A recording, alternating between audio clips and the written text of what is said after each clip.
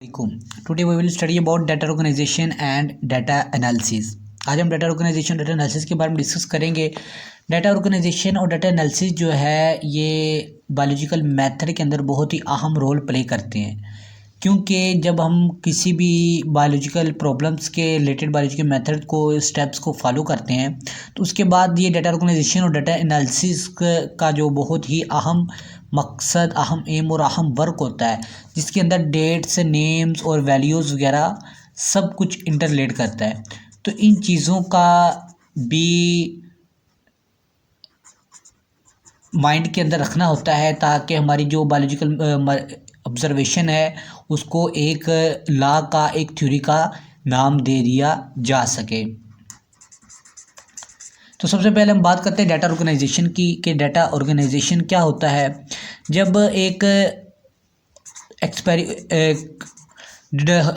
Observation के ऊपर experiment हो चुके होते हैं तो उसके बाद क्या होता है कि एक्सपेरिमेंट के बाद उसके डाटा को समराइज़ किया जाता है, उसको एक जगह के ऊपर कंबाइन किया जाता है ताकि उसके पढ़ने के लिए, समझने के लिए, अंडरस्टैंड करने के लिए आसानी हो जाए।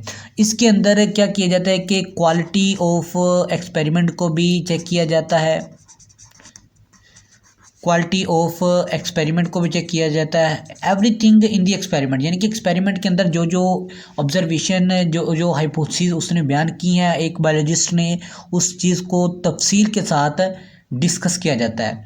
ये डाटा ऑर्गेनाइजेशन बेसिकली ये डिफरेंट फॉर्मेट्स में हो सकती है, लाइक जिस तरीके से ग्राफिक्स, वो ग्राफिक्स के अंदर भी अपनी डाटा को सबमिट करवा सकता है, उसके अलावा टेबल्स फॉर्म में, उसके अलावा फ्लो चार्ट फॉर्म में, चार्ट्स फॉर्म में, और मैप्स और डायग्राम की फॉर्म में भी वो अपने ऑर्गेनाइजेशन, अपने ऑब्जर्वेशन को सबमिट करवा सकता है।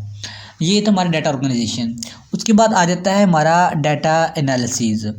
अब डाटा एनालिसिस में क्या होता है? डाटा एनालिसिस वो मेन पॉइंट्स है जिसके बिना पर, यानी कि अगर वो किसी, उसने हाइपोथेसिस अपनी दी है तो ये ज़रूरी होता है डाटा एनालिसिस के उसको प्रूव या डिसप्रूव करने के लिए, हाइपोथेसिस को प्रूव या डिसप्रूव करने के लिए।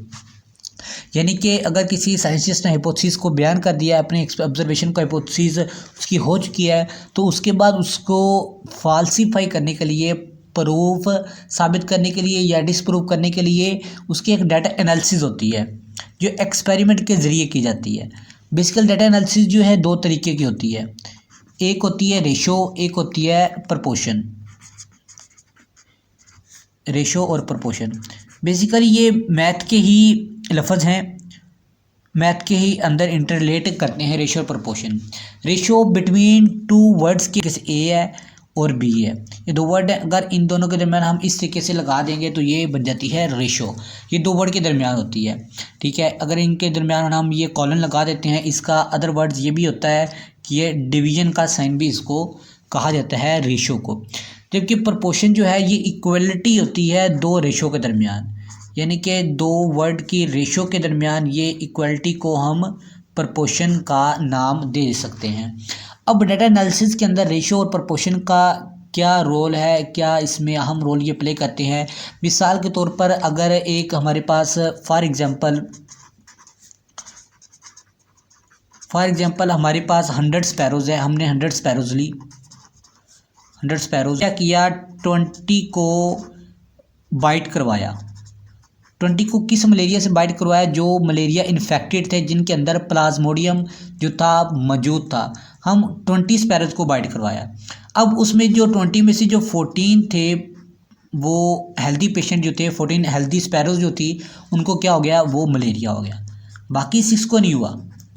तो अब देखिए कि ये 20 में से 14 को हो रहा है, अब टोटल 100 में से कितनी स्पैरोज़ को मलेरिया जो वो इन्फेक्ट करेगा।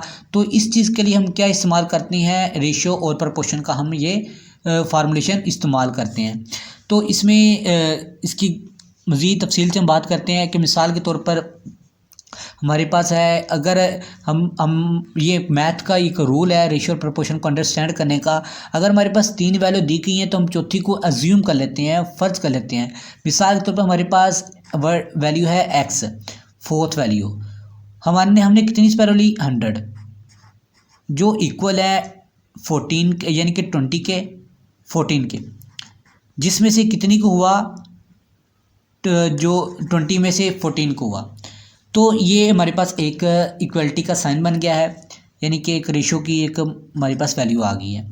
अब हम क्या करेंगे कि इसका रेशो का एक रूल होता है कि अगर कोई इस तरीके से लिखा हुआ तो हम इसको इस तरीके से भी लिख सकते हैं, और 14/20 हम इसको इस तरीके से भी लिख सकते हैं। अब ये 100 जो है यहाँ पर डिवाइड हो रहा है, अगर हम इसको इस साइड पे लेके जाएंगे तो वो क्या हो जाएगा, मल्टीप्लाई हो जाएगा।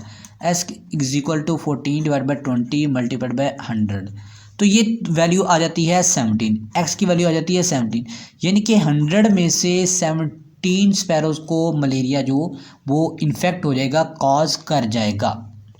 तो ये था हमारा डाटा एनालिसिस कि किस तरीके से हम डाटा एनालिसिस के ज़रिए अपनी बायोलॉजिकल मेथड्स को सोल्व कर सकते हैं, बायोलॉजिकल प्रॉब्लम्स को हम मज़ीद वेरीफाई कर सकते हैं।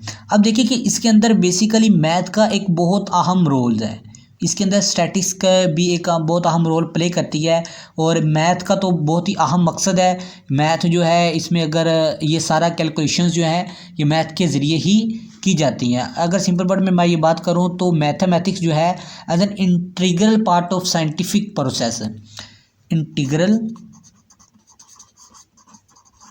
पार्ट ऑफ साइंटिफिक प्रोसेस, यानी कि साइंटिफिक प्रोसेस का ये बहुत ही अहम हिस्सा है, जिसके ऊपर डाटा ऑर्गेनाइजेशन और डाटा एनालिसिस जो है वो डिपेंड कर रही होती है। तो this is the topic of today our lecture. Okay, thank you.